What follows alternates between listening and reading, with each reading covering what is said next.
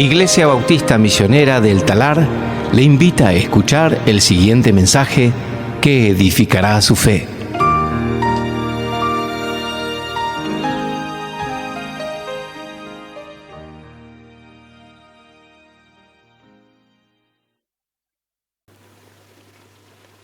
Vamos a abrir nuestras Biblias al libro de Lucas, capítulo 6. Seguro ya están ahí.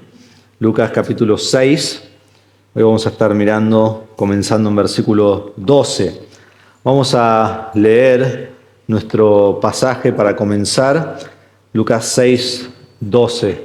Y ahí si me pueden poner el PowerPoint mientras voy leyendo. Lucas 6, 12. Dice así. En esos días Jesús se fue al monte a orar y pasó toda la noche en oración a Dios. Cuando se hizo de día, llamó a sus discípulos y escogió 12 de ellos, los que también dio el nombre de apóstoles. Simón, a quien también llamó Pedro, y Andrés, su hermano, Jacobo y Juan, Felipe y Bartolomé, Mateo y Tomás, Jacobo, hijo de Alfeo, y Simón, al que llamaban el Celote, Judas, hijo de Jacobo, y Judas Iscariote, que llegó a ser traidor. Bien, ya me pusieron mi foto ahí. Ahí está. No soy yo, no se preocupen, no soy tan feo. Bien, desde los años 50 a los años 80, de 1900, la Unión Soviética, que es ese hombre ahí de rojo, tenía uno de los mejores equipos de hockey sobre hielo. Sí, les puse la foto porque algunos no saben lo que es hockey sobre hielo, entonces así lo pueden ver, ¿no? Ellos ganaron en las Olimpiadas, ganaron el oro en el año 56, 64, 68, 72, 76. Ganaban el oro todas las veces. Nadie le podía ganar. Por décadas y décadas y décadas ganaron la medalla de oro en las Olimpiadas. Habían ganado 5 de las previas 6 Olimpiadas. Y en 1980 iban a ganar de nuevo. Nadie podía estar ni cerca para ganarles en ese año. En ese año, en Estados Unidos, contrataron un entrenador nuevo para su equipo. Y lo que hizo este entrenador cuando entró es, quitó a todas las estrellas. Sacó a todos los que tenían grandes nombres, a todos los que eran los mejores jugadores, y se pudrió de ellos, entonces los sacó. Y así como los sacó, lo criticaron muchísimo, porque lo que hizo es tomar a todas personas no conocidas. Tomó a amateurs, tomó personas que realmente no podían ganar nada, tomó a jugadores universitarios con un promedio de 21 años, para jugar con los rústicos de la Unión Soviética, que eran los mejores del mundo. El equipo fue elegido para salir séptimo en esas Olimpiadas, un equipo sin prestigio, un equipo que dirían que traería vergüenza al país. La semana previa a las Olimpiadas jugaron un amistoso con la Unión Soviética y la Unión Soviética ganó 10-3, que es como en el fútbol ganar 6-1. O sea, no estaba ni cerca, no tenían el tejo nunca. Cuando llegaron las Olimpiadas, Estados Unidos les fue mejor de lo que pensaba y llegaron a la semifinal con la Unión Soviética. Y en la semifinal, obviamente, lo llamaron allí. Yo he visto el partido, está en YouTube, lo podés ver. Sé que no les interesa, no lo van a ver, pero si quieren lo pueden ver. Y hablan allí de que era un partido de David y Goliat. No lo iban a ganar nunca. Y terminaron estando perdiendo 3-2 y ganaron 4-3. Y fue un shock, digamos, en el mundo. Porque más allá de eso y con todo lo político que pasaba en ese tiempo. Y lo llamaron el milagro sobre hielo. Y así se llama, si lo buscas en internet, se llama así el milagro sobre hielo. Era un entrenador contra la corriente de toda la sociedad, la corriente de todo el mundo. ¿Y qué hizo? Se deshizo de los famosos, se deshizo de las estrellas, se deshizo de los mejores, de los grandes nombres que habían, y armó un equipo de don nadies. Armó un equipo de hombres comunes y corrientes. Hombres que si hubieran salido séptimos, nunca se sabrían sus nombres porque se hubieran olvidado en la historia. Y fueron campeones del mundo. Ahora es interesante que en el 84 volvió a ganar la Unión Soviética. Y en el 88 también. Entonces fue algo que fue realmente increíble, la única vez que ellos fueron ganados. Bien, ahora que ya conocen el hockey sobre hielo, lo saco. Bien, lo podés apagar eso, Mauro, muchas gracias. Entonces pregunto, ¿qué clase de personas usa Dios? ¿Qué clase de personas usa Dios? ¿Famosos? ¿Brillantes? ¿Toma de la élite del mundo? ¿Ricos? ¿Qué clase de personas llama a Dios para administrar, para guiar su obra, para llevar a cabo su labor? ¿Qué clase de personas? No los sabios, no los poderosos, no los nobles. En 1 Corintios 1:26 Pablo dice, pues consideren, hermanos, su llamamiento. No hubo muchos sabios conforme a la carne, ni muchos poderosos, ni muchos nobles. Dice, sino que Dios ha escogido lo necio del mundo para avergonzar a los sabios. Dios ha escogido lo débil del mundo para avergonzar lo que es fuerte. Es aquellos que Dios ha elegido, al despreciado, al necio, al débil, al temeroso, al insuficiente, al deficiente. En 1 Corintios 1:28 sigue lo que leí recién, dice también Dios ha escogido lo vil y despreciado del mundo, lo que no es, para anular lo que es, para que nadie se jacte delante de Dios. Entonces Dios ha elegido de lo peor en realidad, de lo más común, de lo más corriente del mundo. ¿Para qué? Para que la persona no descanse en su poder, sino en el poder de Dios. Para que la persona no descanse en sus talentos, sino en la obra del Espíritu Santo en las personas. No en que Él puede lograr algo, sino en que Dios está logrando todo por medio de Él. Y en su debilidad es fuerte en Dios. En 2 Corintios 12, Pablo habla de cuando Él fue llevado al cielo y cuando Él vuelve del cielo, Él quizás se jactaría de que fue al cielo. Y entonces Dios le manda una espina en la carne, que no sabemos si es una enfermedad o es un hombre, pero no importa, le manda una espina en la carne. Él pide que Dios se la saque y Dios le dice, te basta mi gracia, pues mi poder se perfecciona en la debilidad. Por tanto, con muchísimo gusto me gloriaré más bien en mis debilidades para que el poder de Cristo more en mí. Y escuchen esto, dice, por eso me complazco en las debilidades, en insultos, en privaciones, en persecuciones y angustias por amor a Cristo, porque cuando soy débil, entonces soy fuerte. Entonces Pablo se gloriaba en su debilidad porque en ese momento es cuando más veía a Dios obrar de acuerdo a su poder. Entonces, ¿qué clase de persona usa Dios? Bueno, déjeme darle algunos ejemplos. Dios usa personas como Moisés, el que Dios escogió para librar a su pueblo Israel de la opresión de Egipto. Y cuando elige a Moisés, ¿qué dice Moisés? ¿Quién soy yo? En Éxodo 3:11. Le dice, ¿quién me envía?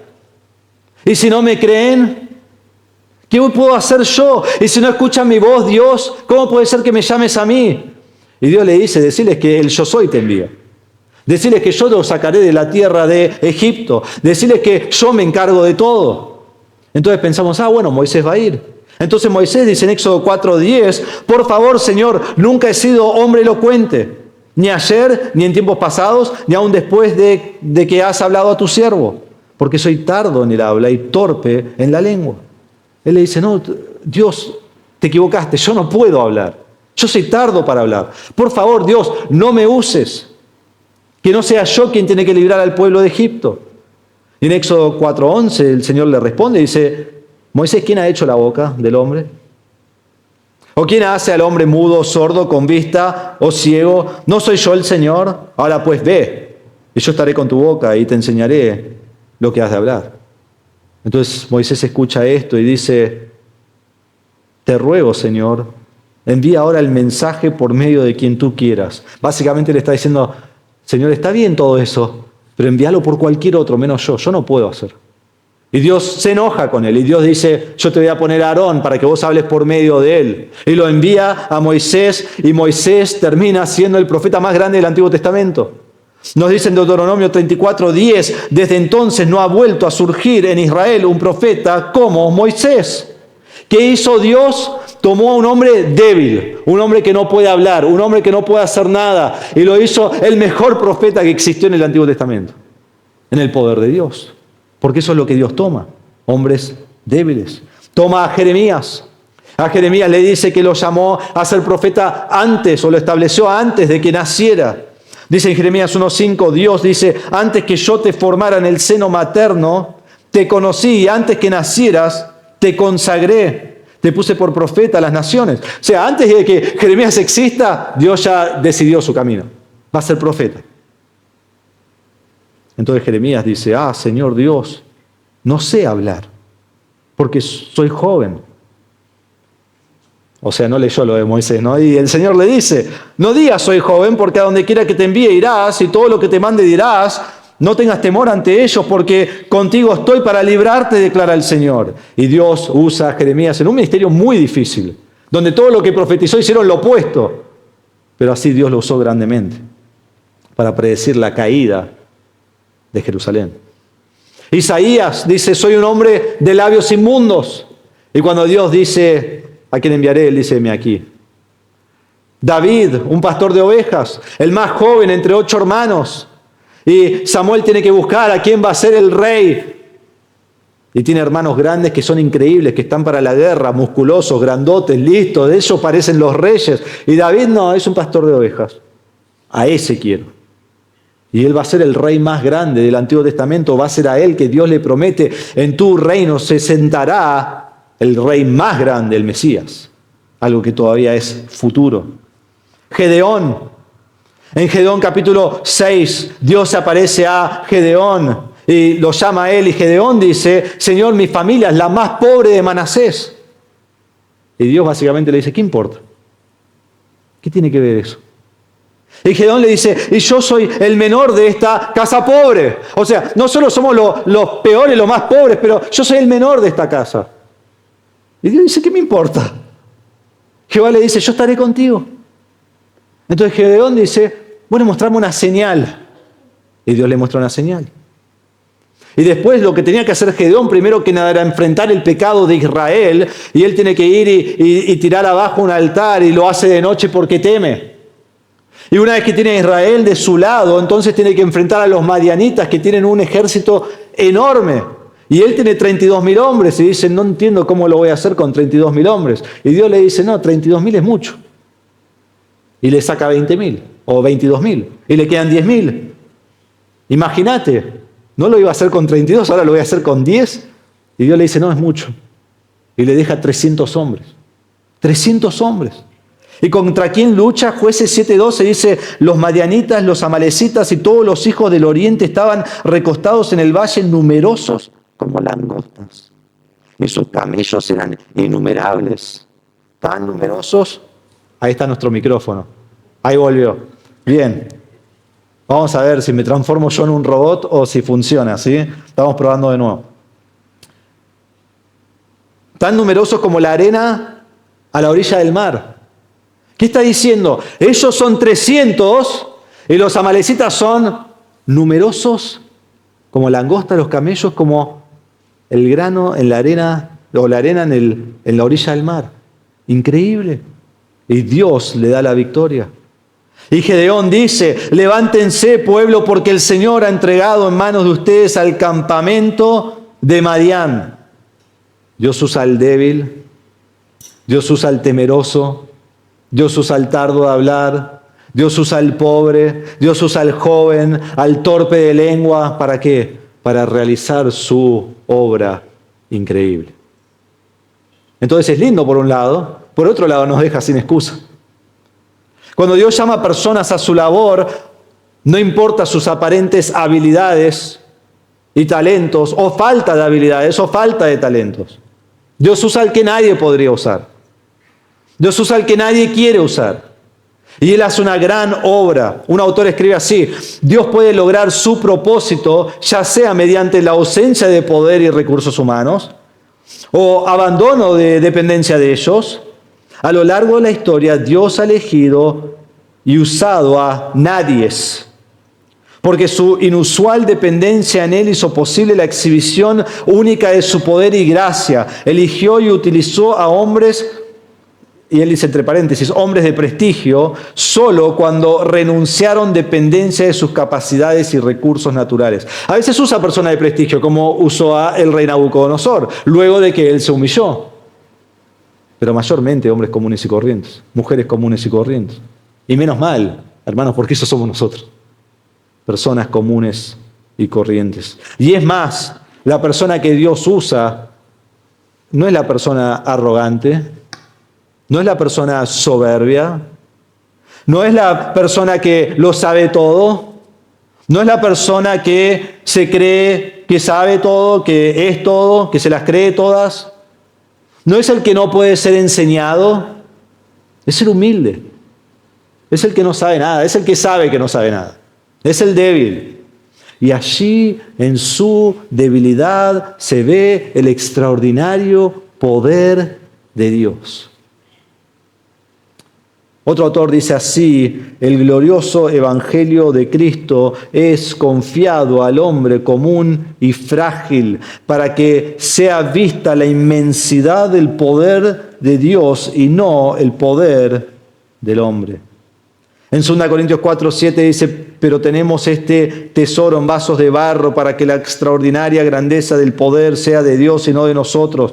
Hermanos, nosotros tenemos un tesoro. El tesoro del Evangelio, el tesoro de quien es Cristo, el tesoro de todo aquel que cree en Él está en Cristo. Y tenemos este tesoro en la palabra de Dios que nos manifiesta a Cristo cada día. Y dice que este tesoro está en manos de vasos de barro. Eso somos nosotros, ¿sí? Y el vaso de barro no es nada. Hoy lo tenés, mañana lo tirás, lo desechás, no sirve de nada. O sirve de algo mínimo. Pero ¿por qué Dios ha puesto este tesoro en manos de vasos de barro? Dice así el pasaje: para que la extraordinaria grandeza del poder sea de Dios y no de nosotros. ¿Por qué Dios usa a las personas que usa? Para mostrar su gran poder y su gran obra. Entonces debemos vivir con la certeza de que somos hombres comunes y corrientes, que tan solo somos vasos de barro en las manos del alfarero. Y qué hermoso. No podría ser mejor. Entonces, ¿a quién escoge Cristo para hacer su obra? Llegamos a Lucas 6:12 y no escoge a la aristocracia, no escoge a los fariseos, no escoge a los saduceos, no escoge a los sacerdotes, no escoge a los rabíes, no escoge a los escribas, no a los ricos, quizás en excepción a Mateo, que tenía dinero pero lo deja todo por Cristo. No a los eruditos de la ley, no a los teólogos de la ley. No, escoge a 12 hombres que Hechos 4:13 nos dice que son hombres sin letra y sin preparación. A ellos escoge Cristo. 4 son pescadores, uno es recaudador de impuestos, uno es un revolucionario político, todos Galileos sí, menos Judas, ignorantes, indoctos, no sofisticados, sin estudios, sin prestigio, sin títulos, hombres que nadie elegiría. Galileos, comunes y corrientes, y elige a ellos para cambiar el transcurso de la historia. Entonces eso es lo que vamos a ver hoy y lo que va a continuar de esta serie en estas semanas, que Dios escoge lo común y corriente para hacer lo extraordinario. Dios escoge lo común y lo corriente para hacer lo extraordinario. Vamos a ver primero la preparación de Cristo. La preparación de Cristo. Dice así las primeras 3 palabras: en esos días. En esos días. ¿En qué días? ¿De qué está hablando? En los días donde muchísima gente está siguiendo a Jesús. En días donde en capítulo 4 nos dice que su fama se divulgaba por todos lados.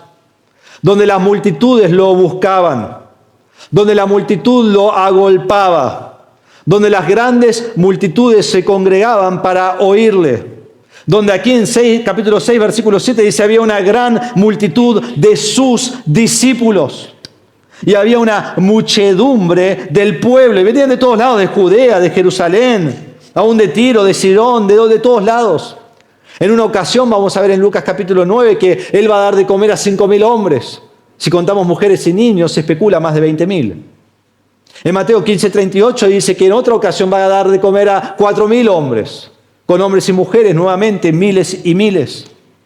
Entonces, ¿en qué días es? En los días que lo seguían una muchedumbre de gente. En los días que lo seguían, capítulo 6, versículo 17, sus discípulos. Y debemos entender que esa frase, sus discípulos, incluye mucho más de lo que está en nuestra mente. Sus discípulos incluye a creyentes e inconversos. Porque en Juan capítulo 6, versículo 66, cuando predica el Evangelio, dice que muchos de sus discípulos se apartaron de él y dejaron de seguirlo. Entonces, a veces, en la forma más general, sus discípulos incluye a todos los que lo seguían. De forma más estrecha, sus discípulos se refiere a aquellos que habían creído en él. Pero eran mucho más que los 12. Son muchos los que lo siguen a Jesús. Eran esos días que esto ocurre. No solo eran en días donde muchos lo seguían, eran en días de hostilidad que venía de los fariseos. Y lo hemos visto en capítulo 5, capítulo 6. Eran días en los cuales los religiosos rechazaban a Cristo. Días en los cuales estos líderes espirituales, supuestamente, se quejaban contra Cristo, acusaban a Cristo. Querían ahora desacreditar a Cristo y no pudieron, entonces quieren matar a Cristo. Días en los cuales están llenos de ira y están tramando cómo deshacerse de Cristo. Entonces son estos días. Y Jesús sabe que su ministerio es corto. Y Jesús sabe que su muerte es pronta. Y Jesús sabe que los discípulos son muchos, pero tiene que tomar a algunos de esos obreros y a preparar a esos obreros para que cuando Él no esté, ellos lleven el Evangelio a otros lados. Entonces, entre los miles y entre los cientos, tiene que elegir algunos y entrenarlos y ministrarles para que ellos aprendan. Entonces, ¿a quién va a elegir? Bueno, sabemos, no va a elegir a los fariseos y a los escribas porque lo han rechazado. Elegirá a hombres moldeables. Hombres que puedan ser enseñados, hombres que puedan ser formados y preparados. Y su decisión de estos hombres es de máxima importancia. No es una decisión así nomás, porque estos hombres son los que predicarán el Evangelio a los judíos, a los samaritanos, a los gentiles, a los confines de la tierra llevarán el Evangelio. Estos hombres son centrales al plan de salvación de la historia que Dios ha dado. Entonces no es simplemente una decisión del momento. No es como, si me equivoco, bueno, después hago esto acá o allá. No, esto marcará el transcurso de la historia. Y era tan inmensa su responsabilidad y tan importante su elección de obreros que Jesús debe escoger a los 12 hombres exactos que Dios ha destinado para esta obra. Y como esto es tan grande y tan fuerte, entonces Cristo va ante el Padre en oración. Miren versículo 12. En esos días, Jesús se fue al monte a orar y pasó toda la noche en oración a Dios. Ya sabemos que Cristo tiene una vida de oración sin par. No hay nadie que se le iguale. No intentes orar como los de los reformadores, como los padres de la iglesia, como el pastor que viste, o tu amigo, o tu abuela, o tu abuelo. No, trata de orar como Jesús, ¿sí? Es el mejor ejemplo. Él tiene una vida de oración. Él es el ejemplo perfecto de lo que Pablo dice en 1 Tesalonicenses 5:17, oren sin cesar. Ese es Cristo. Siempre está orando. Continuamente está orando. Y si empezamos a estudiar la vida de oración de Jesús, vamos a ver que Él ora solo, ora en público, ora antes de comidas pidiendo bendición por ellas, ora antes de decisiones importantes como la que vamos a ver acá, ora para hacer la voluntad de Dios. Y si seguimos el patrón de Jesús en el libro de Lucas, vemos que oró en su bautismo, se levantó muy de mañana y fue a orar. La Biblia nos dice, Lucas nos dice que con frecuencia se apartaba para orar. Él ora a solas antes de que Pedro lo llame el Cristo, en Lucas 9. Oró en la transfiguración, oró cuando los 70 que envió a predicar regresaron, allí comienza a orar. Oró antes de enseñarle a los discípulos cómo orar. Oró en la cena del Señor, en Lucas capítulo 22. Oró por la fe de Pedro, cuando él iba a negar a Cristo. Oró en Getsemaní, al punto que iba a ser traicionado. Y después es llevado a la cruz. Y sobre la cruz él ora y dice, Padre, perdónalos porque no saben lo que hacen. Y sobre la cruz él encomienda su espíritu al Padre y muere básicamente orando. De principio a fin Jesús ora, sin cesar. Como dice Efesios 6:18, en todo tiempo. No hay momento que Jesús no está orando. ¿Querés saber cómo orar? Lee los evangelios. Seguí el patrón de Jesús. Y vas a ver que es orar en todo tiempo. ora tarde en la noche. En Mateo 14:23 nos dice, después de despedir a la multitud, subió al monte a solas para orar. Y al anochecer estaba allí solo, tarde en la noche orando, sin nadie más. Ora temprano en la mañana. Hemos visto en el pasaje paralelo de uno de nuestros pasajes, en Marcos 1:35, levantándose muy de mañana. Cuando todavía estaba oscuro, Jesús salió y fue a un lugar solitario y allí oraba. Y sabemos que el resto dormía porque después se levantan y lo van a buscar. Entonces ora tarde en la noche, ora temprano en la mañana. Si alguien te dice, vos tenés que levantarte a las 4 de la mañana y orar todas las mañanas, decís, no, pero Jesús oraba de noche también. Y si te dicen, no, solo podés orar de noche, no, pero Jesús oraba de mañana también. ¿Sí? No hay un momento para orar, puedo orar en todo momento. Y Jesús oraba. Y estoy seguro que cuando se quedaba de noche orando, no se levantaba temprano orando. Quizás sea uno o el otro, porque es un hombre humano, necesita descansar. Pero oraba de mañana, oraba de noche. Cuando otros dormían, oraba. Cuando estaba en el jardín de Getsemaní y él está por ser traicionado y llevado a la cruz, él tiene a todos sus discípulos y luego lleva a sus 3 más íntimos más adelante, los deja en un lugar y él va más allá y empieza a orar. Y luego que ora así por un tiempo, quizás horas, él vuelve y ellos durmiendo. Están durmiendo, levántense. Se va de nuevo, va a orar, vuelve durmiendo. Se va de nuevo, va a orar, vuelve y en Marcos nos dice que vuelve por tercera vez y le dice, ¿todavía están durmiendo, descansando? Duermen y él está orando. Él está orando. Y vemos todo este tiempo de oración de Jesús, pero es muy interesante cuando llegamos a capítulo 6, versículo 12 de Lucas, vemos que es la única vez en toda la Biblia que se registra de que Jesús ora toda la noche completa. Ningún otro lugar, ninguna otra vez. En toda su vida, en todo su ministerio, hay un solo registro de que Jesús pasa la noche entera, la noche completa, toda la noche orando. Y nos dice aquí que en esos días Jesús se fue al monte a orar. Entonces quiero rápidamente dar 3 características de esta oración que vemos en versículo 12. Lo primero es lo que acabo de leer, que es que él oró de manera privada. Jesús se fue al monte a orar. Jesús. Nadie más lo acompañó. Nadie más fue con él. Acá no hay discípulos. Acá no hay seguidores. Cuando ya nadie estaba, él se fue a orar. Cuando se fueron a dormir, se fue a orar. Cuando estaban durmiendo, se fue a orar. Se fue solo, se fue de manera privada. Nadie va con él. Fue para que nadie lo pudiera ver, para que nadie lo podría seguir, porque él debía ir ante el Padre. Y se fue solo, con un propósito para orar solo. Y se ve que fue a un monte que era conocido, pues no dice que se fue a un monte, se dice que se fue al monte a orar. Y ahí está Dios el Hijo orando ante Dios el Padre, solo. Cuando nosotros decimos que podemos orar en todo tiempo, significa que todo el tiempo podemos orar, pero también necesitamos momentos donde vamos a solas con el Señor y oramos a Él. Eso es muy importante, donde no hay distracción. Y eso es lo que vemos la segunda característica que vemos acá es que oró de manera ferviente. Oró de manera ferviente, dice, y pasó toda la noche en oración, sin distracciones, sin personas, sin dormirse, sin pensar en otra cosa. Toda la noche él está en oración a Dios. Y aquí la palabra pasó es un verbo que muestra continuidad y después toda la noche es otra palabra que es presente, que también muestra continuidad. Y esta frase, toda la noche, es la única vez que se usa esta palabra en todo el Nuevo Testamento. Y se refiere a una actividad continua que está ocurriendo todo el tiempo. Y da la idea de perseverar.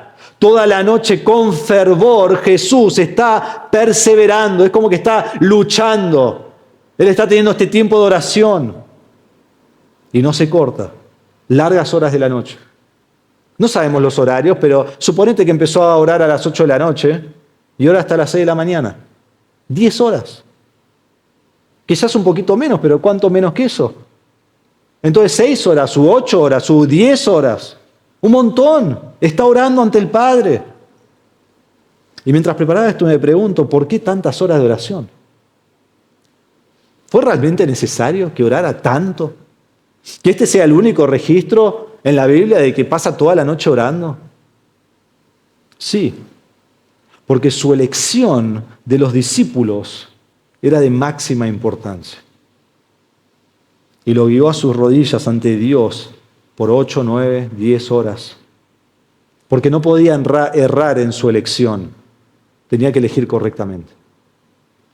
Entonces nos lleva a la tercera característica: oró de manera dependiente. Oró de manera dependiente. Dice allí, pasó toda la noche en oración. ¿A quién? A Dios, al Padre. Oró en sumisión al Padre. Porque eso es lo que Jesús viene a hacer, la voluntad del Padre. Para escoger lo determinado por el Padre. Y decimos, bueno, pero para Cristo no es Dios, Cristo no sabe todas las cosas, Cristo no sabe a quién Dios tiene que escoger. Bueno, recordemos que cuando Cristo viene a este mundo y se hace carne, Él se despoja de los atributos divinos, del uso independiente de sus atributos divinos, y entonces había cosas que Él no sabía.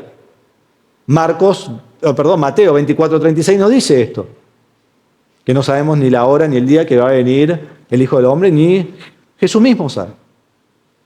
En su humanidad ora al Padre en dependencia del Padre para escoger lo que el Padre quiere que escoja.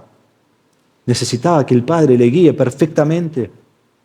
Porque recordemos, los líderes lo rechazaron, los discípulos que tiene la muchedumbre es demasiado. Y recordemos que no hay solo 12 que están allí, son un montón, son cientos, quizás miles. ¿Cómo va a saber Jesús cuál es escoger? Esto no es fácil, no es una decisión fácil y tiene tantas consecuencias. Entonces la decisión no vino en minutos, como en la mayoría de nuestras oraciones. La decisión no vino en horas tampoco, sino en toda la noche que Él pasó en oración a Dios. Jesús depende del Padre y el Padre le dirige a elegir las 12 personas exactas. Y luego de horas de deliberación, horas ante el Padre, llega a los que tiene que escoger. Y escoge exactamente lo que Dios quiere. Y vos decís, bueno, pero pastor, al final hay uno que es un traidor, Judas. Sí, Dios quería escoger a Judas para que lo traicione. Aún eso está en su soberana voluntad. Pero quiero que notemos que la respuesta de Dios no ocurrió en una visión, no ocurrió en un sueño. Es mucho más fácil eso, ¿no? Me voy a dormir, el Señor me dio un sueño. No ocurrió allí. No ocurrió de una manera extranatural, extraordinaria, no. No ocurrió con 5 minutos de oración. Ocurrió en una noche de fervor, de concentración, con denuedo al Padre en oración incesantemente. Ahí vino la respuesta. Ahí vino la respuesta. Entonces, antes de seguir algunas aplicaciones, no se preocupen. Esto no enseña que vos tenés que pasar 10 horas a la noche en oración. Si ya están preocupados, como, no, viene el palo, ¿qué voy a hacer? Tengo que dormir de noche. Entonces, una vez por semana tenés que... No es así. Ni una vez por mes, ni una vez por año. Eso no es lo que está diciendo el pasaje. Uno dice, no, pero Cristo lo hizo así, vos lo tenés que hacer así. No. Ni Cristo hizo eso todo el tiempo. Es una sola vez que lo demuestra. Jesús como hombre no podía sobrevivir todas las noches orando 10 horas por noche. Tiene que dormir. Necesita descansar. Pero sí hay 2 enseñanzas muy importantes que podemos aplicar a nuestra vida.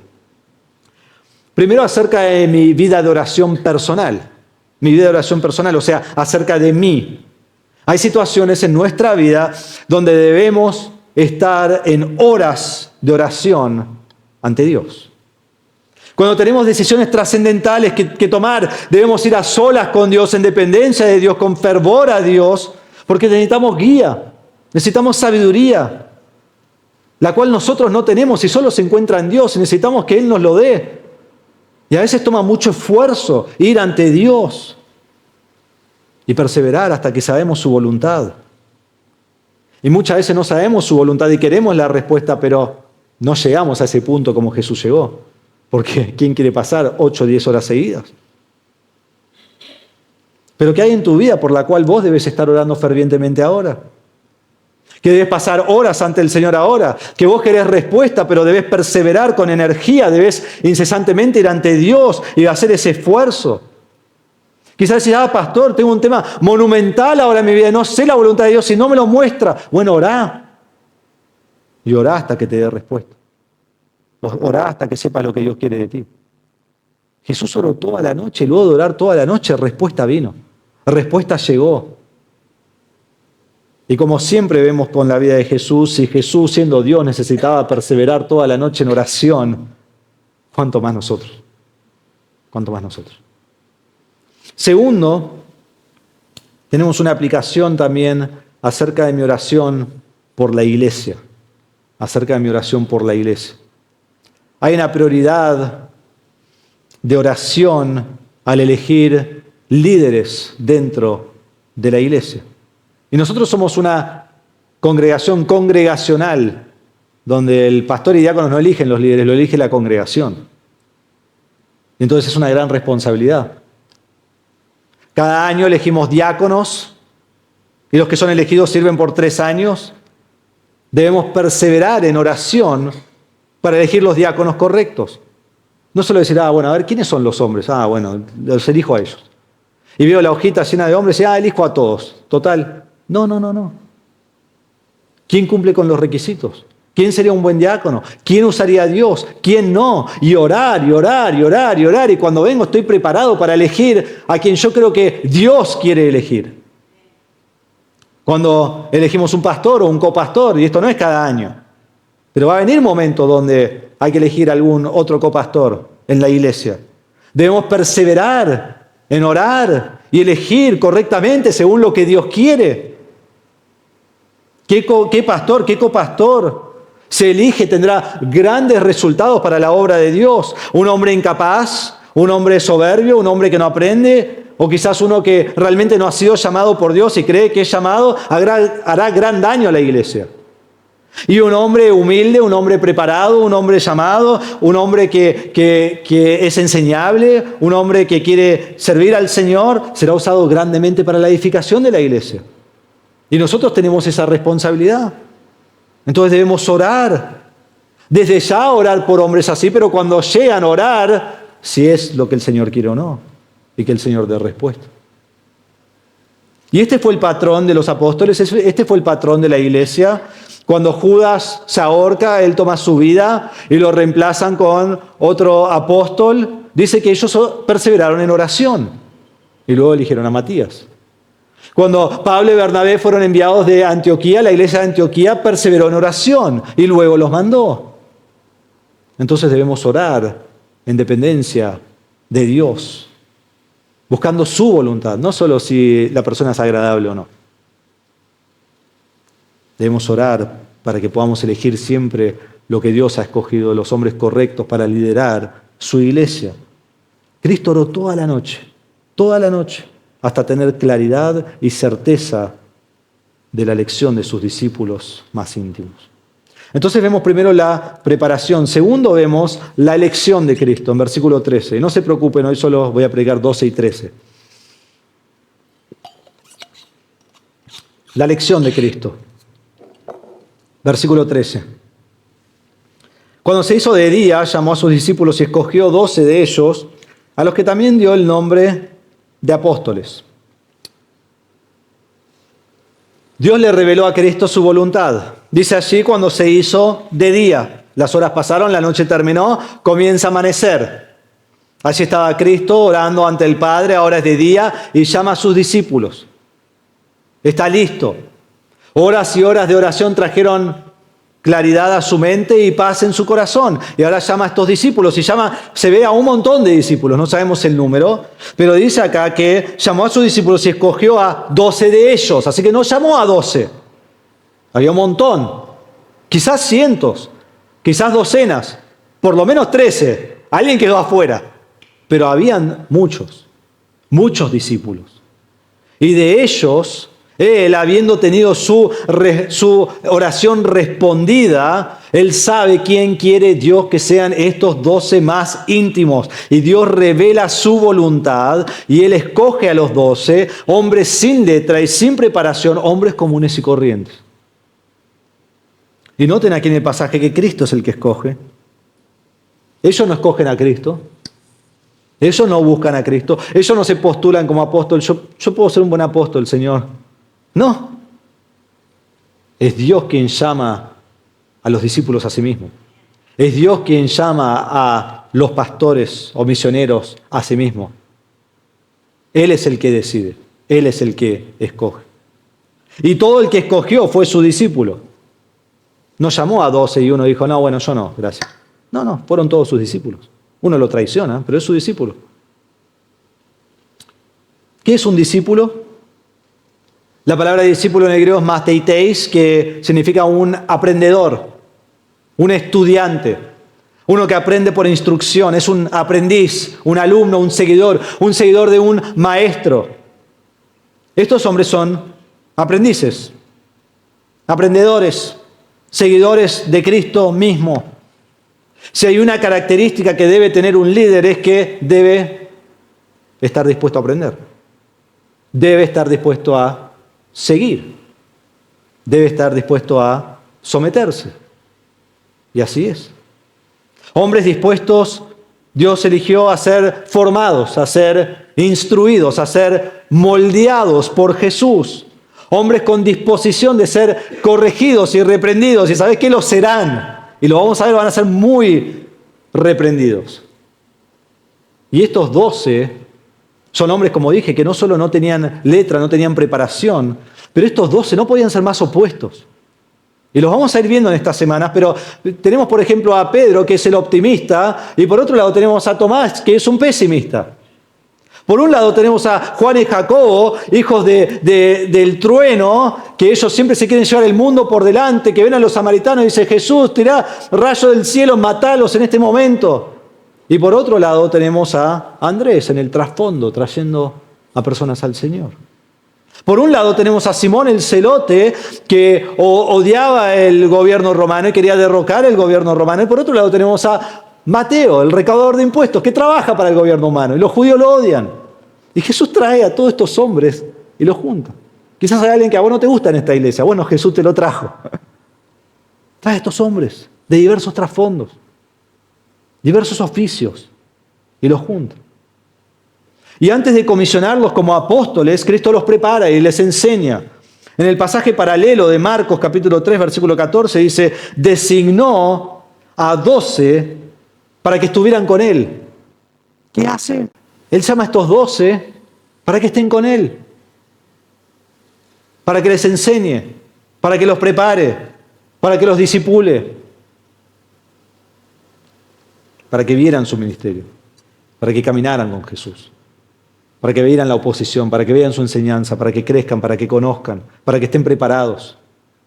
Y nos dice que, en versículo 14, que estuvieran con Él, y luego dice, y para enviarlos a predicar.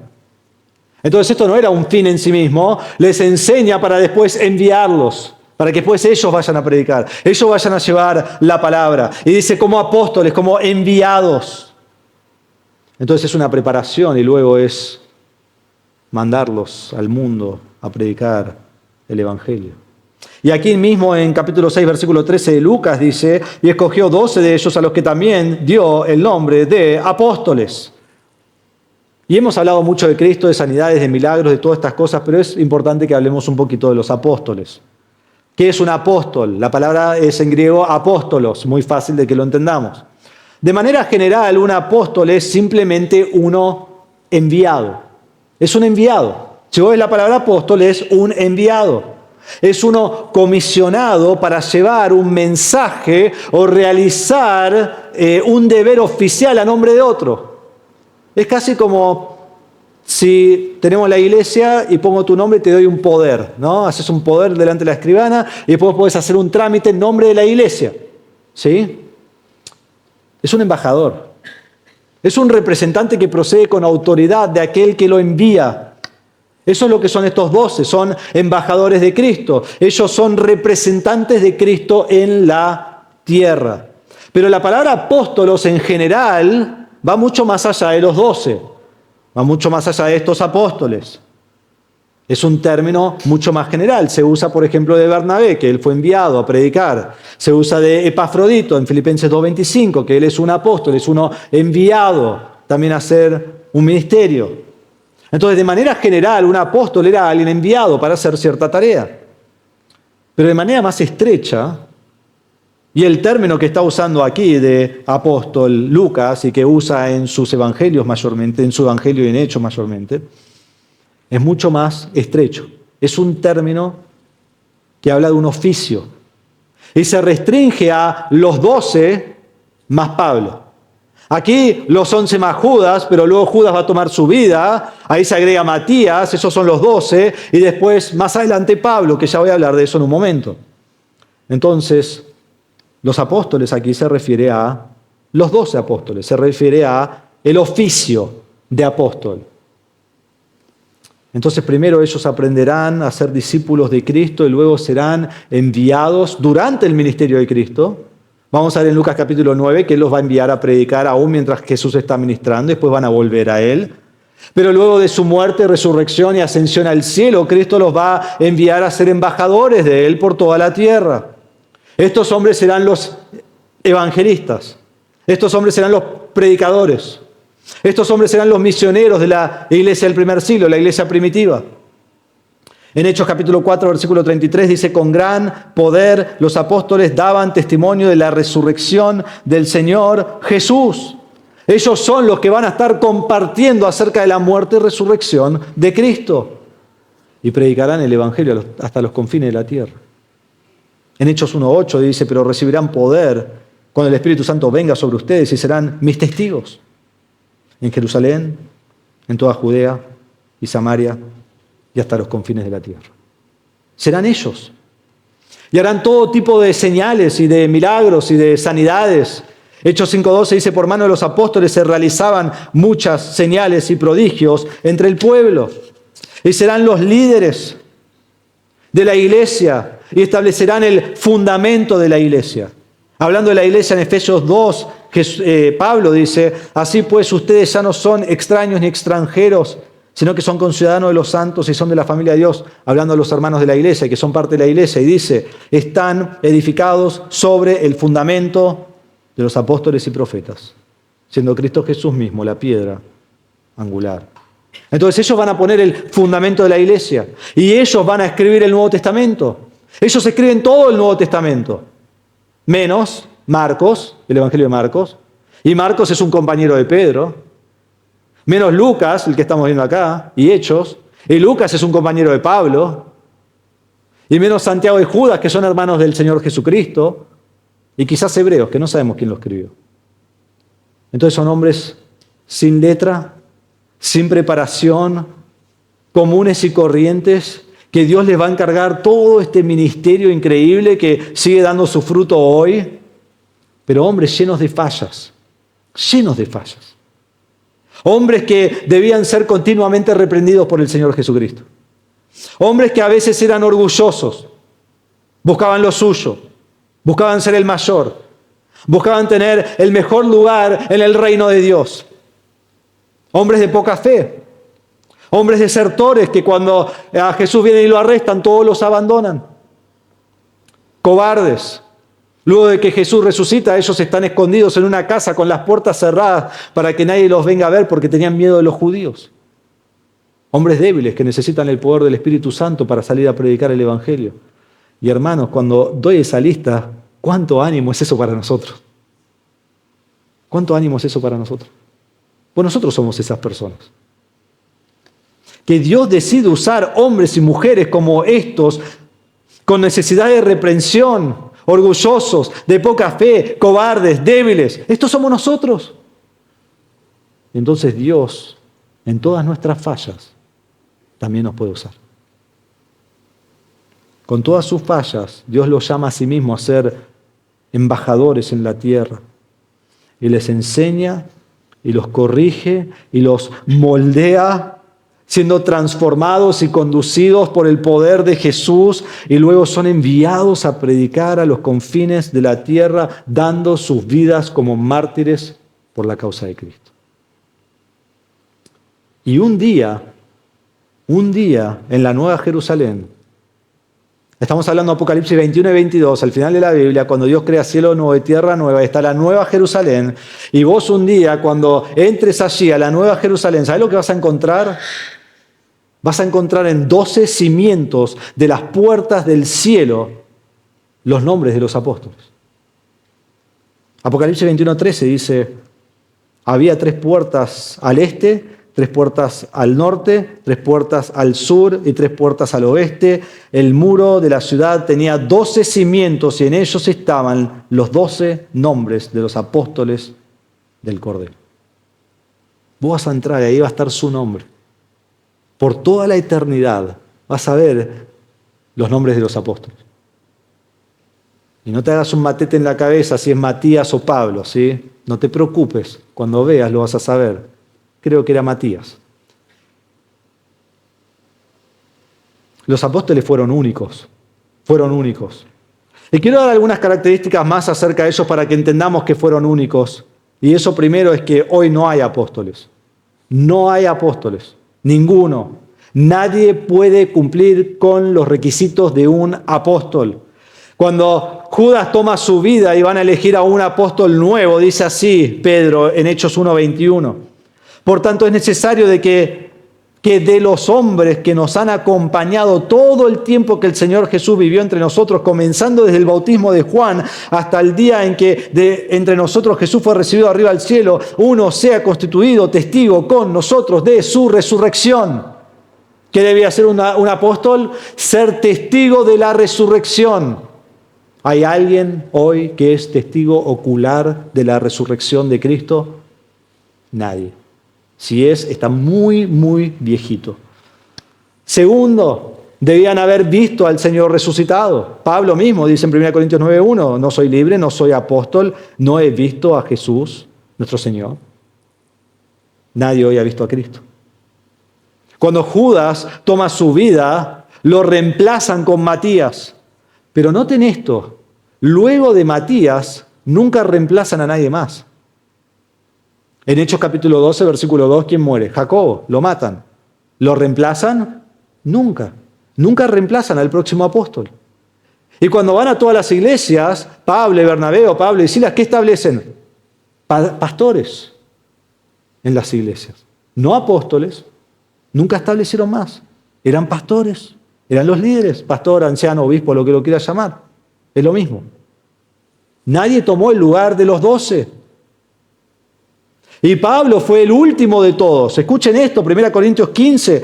Y al último de todos, o sea, de todos los apóstoles, como a uno nacido fuera de tiempo, Pablo dice, se me apareció también a mí. Porque yo soy el más insignificante de los apóstoles, que no soy digno de ser llamado apóstol, pues perseguía a la iglesia de Dios. Entonces vemos que hay 12, Judas es reemplazado por Matías, y luego viene Pablo y dice, yo soy el último, nacido fuera de tiempo. ¿Último qué significa? ¿Que hay alguien después? No. Es el último, no hay más apóstoles. Terminó. Estos apóstoles que fueron únicos realizaron señales de apóstol y así confirmaban su mensaje. En 2 Corintios 12:12 dice, entre ustedes operaron las señales de un verdadero apóstol con toda perseverancia por medio de señales, prodigios y milagros. La marca de un verdadero apóstol es que hacía milagros y señales. Y ellos sanaban, y vamos a ver que sanan igual que Cristo, porque Cristo les dio ese poder. Pero como ya no hay apóstoles, ¿sabes qué? Tampoco hay señales, prodigios y milagros. Entonces, no, pero Dios no sana hoy. Sí, Dios sana hoy. Por medio de la oración, por medio de médicos, por medio de medicina. Así es como sana Dios. Pero Dios no le ha dado el poder a ningún hombre para sanar. Si no, todos estaríamos ahí viéndolo para que nos sane. Nadie tiene ese poder. Cuando terminan los apóstoles, terminan las señales de apóstol. Y no la tienen, ya más. Y ya terminó esta era. Tercero, los apóstoles son el fundamento de la iglesia, como ya dije de Efesios 2:20, que estamos edificados sobre el fundamento de los profetas y los apóstoles.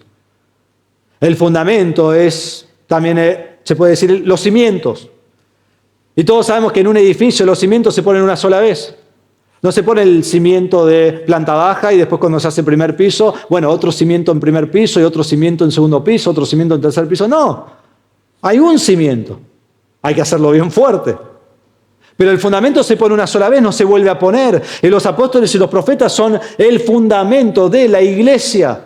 Y ahora venimos nosotros no ponemos otro fundamento, nosotros edificamos sobre el fundamento. Vamos levantando paredes, columnas, techo. sobre el fundamento de los apóstoles. Y todo por arriba de Cristo, que es la piedra angular que sostiene todo el edificio. Entonces estos eran los apóstoles.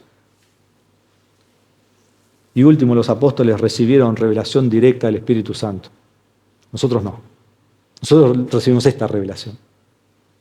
Dice en Efesios 3:4, Pablo dice: en vista de lo cual leyendo podrán entender mi comprensión del misterio de Cristo, que en otras generaciones no se dio a conocer a los hijos de los hombres, como ahora ha sido revelado a sus santos apóstoles y profetas por el Espíritu. El Espíritu Santo hablando directo a profetas, apóstoles. En 2 Pedro 1:21 dice que estos hombres fueron inspirados por el Espíritu Santo, llevados por el Espíritu Santo, para que escriban la palabra de Dios. Y la escriban de manera inerrante, inefable, sin falla, sin error, perfectamente lo que Dios quería escribir. Esto se le dio solo a ellos. Hoy nadie puede agregar a la revelación. Ya está completa. Y en la iglesia primitiva tomaron la enseñanza de los apóstoles tal como la enseñanza de Cristo. Ellos reconocieron la autoridad de los apóstoles como la autoridad de Cristo. No es que la autoridad de Cristo era más alta que la de los apóstoles. Y entonces en Hechos capítulo 4, Hechos 2:42 dice, cuando comenzó la iglesia y se dedicaban continuamente a las enseñanzas de los apóstoles, a la comunión, al partimiento del pan y a la oración. ¿A qué se dedicaban? A la enseñanza de los apóstoles. Entonces ya no hay apóstoles hoy, pero son el fundamento para nosotros. No es que nos sirven, sí sirven y mucho. Ellos escribieron el Nuevo Testamento, ellos han puesto el fundamento y ahora nosotros edificamos sobre el fundamento, aferrados a las Escrituras.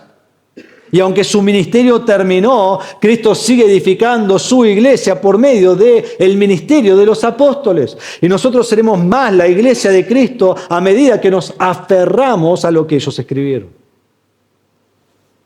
Entonces estos son los apóstoles. Y no hay más apóstoles hoy. Ya está. Si conoces un apóstol, no le digas nada, déjalo. ¿Sí? Pero si le decís algo, decirle qué joven que estás. ¿Sí? La próxima vez vamos a ver que Lucas nos presentará por nombre a estos 12 hombres. No sé si será un mensaje y miramos todos, o 7 mensajes y vamos mirando lentamente. Vamos a ver, pero vamos a comenzar a verlos la semana que viene. ¿Cuál es la persona que Dios escoge usar? No como pastor ahora, sino en general. En general. Esto es para todos nosotros. Al débil, al frágil, al humilde, al común y corriente. Y quizás digo, no, Dios no me puede usar a mí. ¿Cómo me usaré a mí? ¿Qué puedo hacer yo? ¿Qué puedo ofrecer yo a Dios?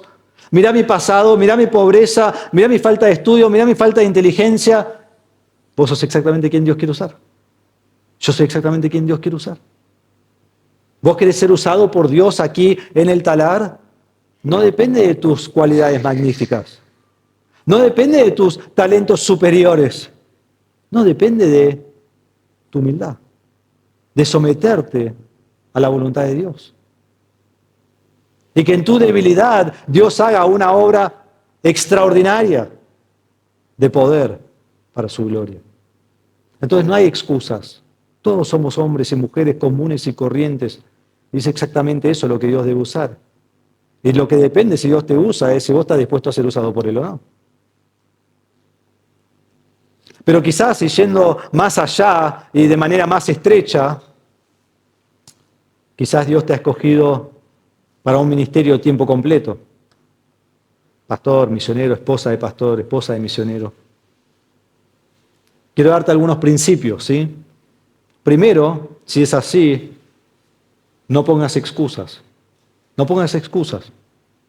Yo quisiera, pero no puedo. Pero me cuesta estudiar.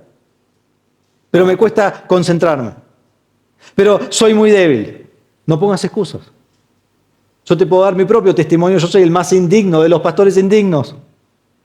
¿Cómo Dios me podría usar a mí? Yo estaba haciendo mi maestría hace más de 10 años y les aseguro que era el más tonto de la clase. Se los aseguro.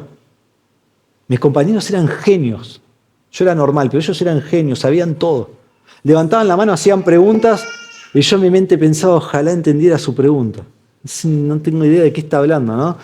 No podía hacer una pregunta porque tenía que preguntarle al profesor qué preguntó mi compañero. Y era así. Y me acuerdo, por 2 años, el peor día de la semana era el lunes. Y hacía mi día de trabajo y terminaba mi día de trabajo y la noche y estaba tenso, y estaba ansioso, y estaba preocupado, porque el martes a la mañana de 7:30 a 9 tenía hebreo y de 9 a 12 tenía griego. Y mi profesor, el de hebreo era re bueno, pero el de griego era bueno también, pero bueno, no lo demostraba tanto. Y fue horrible, porque yo no entendía. Y así estaba semana tras semana, por años, queriendo que sea martes a la 1 de la tarde. Y gracias a Dios siempre llegó el martes a la 1 de la tarde. Y dije, no lo puedo hacer. No puedo, no lo puedo entender. Y Dios dijo, sí lo vas a hacer. Callate y seguí. Y lo vas a hacer. Y bueno, igual no sé lo que mis compañeros saben, lo que mis profesores saben, pero luego de 3 años y medio de griego, algo capté. Y tomé las herramientas que sí pude comprender y Dios sigue usando eso por medio de mí para servir a su iglesia. Y hermanos, hay muchos pastores que admiro, muchos predicadores que admiro. Y yo sé que nunca puedo predicar como ellos. Y yo sé que nunca pastorearé como ellos. Yo sé que nunca voy a tener la sabiduría que ellos tienen. Pero ¿sabes qué? No importa, Dios no me llamó a ser como ellos. No me llamó a eso. No me llamó a imitarlos a ellos. Me llamó con todas las limitaciones que yo tengo. Entonces no pongo excusa. Y cuando vos llegás al punto que vos sabés que en realidad sos inservible para cualquiera, Dios te usa de manera impresionante. Entonces no importa que no seas lo que otro es, no importa que no hagas lo que otro hace, Dios te llama a vos con todas tus limitaciones, para hacer una gran obra en ti y por medio de ti. Entonces yo pienso, ¿por qué elige Dios a alguien tan débil como yo, a este vaso de barro? ¿Sabes por qué? Porque cuando Dios haga una obra magnífica en el talar, y la está haciendo, y la va a seguir haciendo, sabemos que lo va a hacer, la grandeza, la extraordinaria grandeza del poder sea de Dios, y no de nosotros. Entonces, más débil el hombre que Dios elige, más extraordinario su poder. Entonces, si Dios te ha llamado, no pongas excusas. Hacelo. Hacelo. Segundo, si Dios te ha llamado al ministerio, no seas orgulloso. Decir, sí, yo puedo. Es más, Dios no lo puede lograr sin mí. Si yo no estoy, mirá, esto no hubiera pasado, eso no hubiera pasado, este no hubiera sido salvo, ese no hubiera crecido. Bueno, Señor, sí, hago lo que vos quieras que haga, porque sin mí fuiste. No, Dios no te va a usar. Dios no te quiere a vos. Dios no quiere el sábelo todo. Dios no quiere el que no puede ser enseñado. Dios no quiere el soberbio. Dios no quiere el arrogante. No, al contrario. Al contrario, no sos apto de ser usado por Dios. Y es hasta que vos te das cuenta que no sos apto de ser usado por Dios que Dios te usa. Cuando vos decís, yo no puedo, es demasiado, estás en buen camino. Estás en buen camino.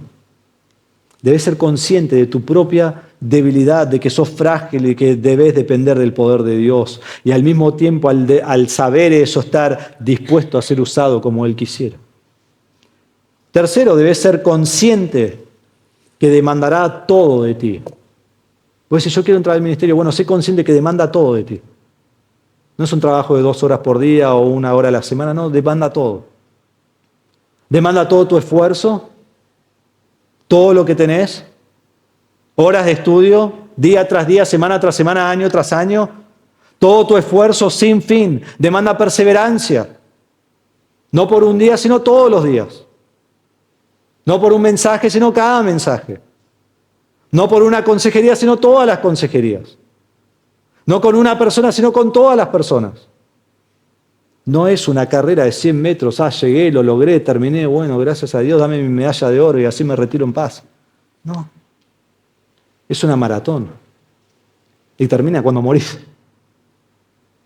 El ministerio no es para el que se cansa rápidamente. Demanda esfuerzo, demanda perseverancia. Tercero, demanda sacrificio. Sacrificarás lo que nadie más sacrifica. Es así. Y cuarto, demanda valentía.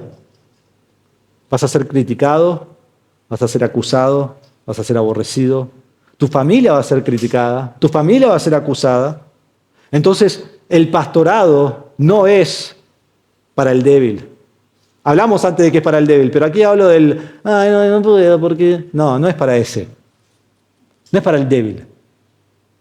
No es para el frágil. No es para el delicado. No es para el que quiere un trofeo por participar. No es para eso. No es para eso. Demanda todo de esa persona. Si Dios te ha escogido para ministerio el tiempo completo, no pongas excusas, no seas orgulloso, sé consciente que demandará todo de ti. Y cuarto y último, dependés siempre y totalmente del poder de Dios. Él escoge personas comunes y corrientes, y vamos a ver esto en estas semanas. Y las escoge para hacer algo extraordinario. Él toma pescadores de peces, que ni fueron a la escuela seguramente, y los hace pescadores de hombres. Y los hace escribir en griego el Nuevo Testamento. Él toma recaudadores de impuestos y los envía al mundo para predicar el Evangelio. Vos decís, yo no soy nadie, soy un hombre, una mujer común y corriente, ¿qué va a hacer Dios conmigo? No, sí, es eso, es lo común que Dios usa para lo extraordinario. Es lo débil que Dios usa para demostrar su poder.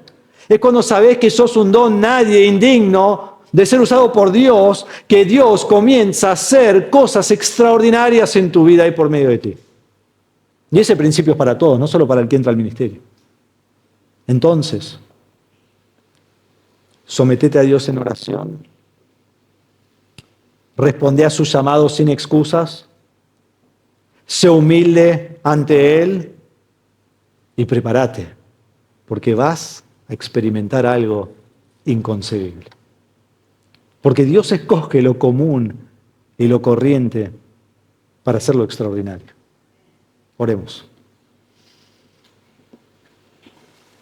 Padre, te damos gracias por tu palabra.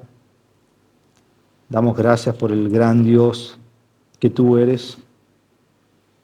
Un Dios todopoderoso, sabio, soberano.